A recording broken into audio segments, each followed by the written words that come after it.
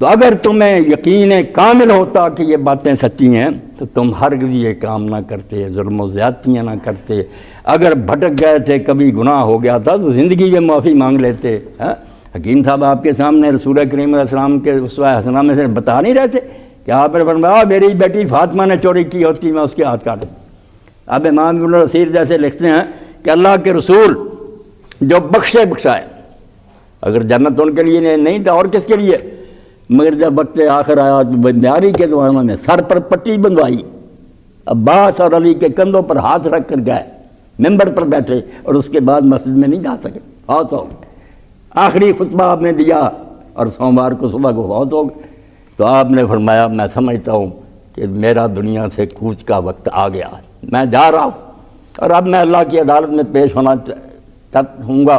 اس لیے میں آپ سب سے کہتا ہوں، اور ذرا نہ سوچنا کہ یہ میں بناوٹی بات کہہ رہا ہوں، سچے دل سے کہہ رہا ہوں کہ جس کے ساتھ میں نے کوئی زیادتی کی ہو یا کسی کا کچھ دینا ہو وہ مجھ سے یہاں لے لے، مجھے پاک کر کے دنیا سے رخصت کرو۔ میں اللہ کی عدالت میں کٹہرے میں کھڑا نہیں ہونا چاہتا۔ اللہ کا رسول یہ اعلان کر رہا کہ دنیا سے جانے سے پہلے کسی کا کچھ دینا ہے لے لے۔ کھڑا ہوا شخص، آپ نے اللہ کے رسول کا آدمی سائل آیا تھا، آپ نے اس وقت سفارش کی تھی کہ اس کو دے دو کچھ، میں دے دوں گا۔ میں نے اس کو 1 درہم دیا تھا، وہ مجھے نہیں ملا۔ حضور نے کہا اس کو دے دو، وہ قرضہ اس کا بے باک کرو، مجھے پاک کرو۔ اور ایک صحابی کھڑا ہوا جس نے کہا اللہ کے رسول علیہ السلام ایک مرتبہ آپ میدان جنگ میں صفیں درست کر رہے تھے، میرا سینہ کچھ دوسرے سپاہیوں سے آگے بڑھا ہوا تھا، آپ نے تیر کی نوک سے یہاں میرے تیر چبو کر مجھے کہا تھا پیچھے ہٹو، اور صف میں سیدھا کھڑا کیا تھا۔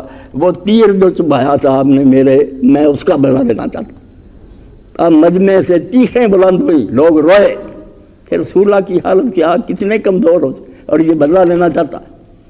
حضور نے فرمایا ہاں بیٹا ٹھیک ہے، واقعی ایسا ہوا۔ اس نے کہا پھر بدلہ دیں، حضور نے کہا بدلہ دیں۔ اب اس نے تیر ہاتھ میں لیا اور ساتھ یہ کہا کہ اس وقت میرے جسم پر کرتا نہیں تھا، میں ننگا تھا، صرف تیبان تھا، آپ بھی اپنی قمیص اتروائیں۔ اللہ کے رسول علیہ السلام نے قمیص اتروائی، وہ تیر لے کر آگے بڑھا، لوگ روئے، مگر منظر تبدیل ہو گیا۔ جب وہ پاس گیا اس نے تیر پھینک دیا، چمٹ گیا اور آپ کے بدن مبارک پر بوسے دینے شروع۔ اس نے کہا اللہ کے رسول بدلہ کیا لینا تھا؟ آپ نے جب یہ اعلان فرمایا تو مجھے سوجھی کہ اب موقع ہے یار، آخری وقت رسول اللہ کے بدن سے بدل گیا۔ اس لیے آپ دیکھیں کہ اللہ کے پیغمبر جب اس حال میں دنیا سے جاتے ہیں تو ہم آپ اگر الحاکم التکاثر میں رہیں کہ بس اور اکٹھی کر لیں اور اکٹھی کر لیں، یہ سوچے ہی نہ کہ جو آگے جا کر دکھانا اس کا بھی کبھی سوچا، اس کے لیے کچھ کیا، جو وہاں کام دے گی چیز اس کی کوئی فکر کی ہے؟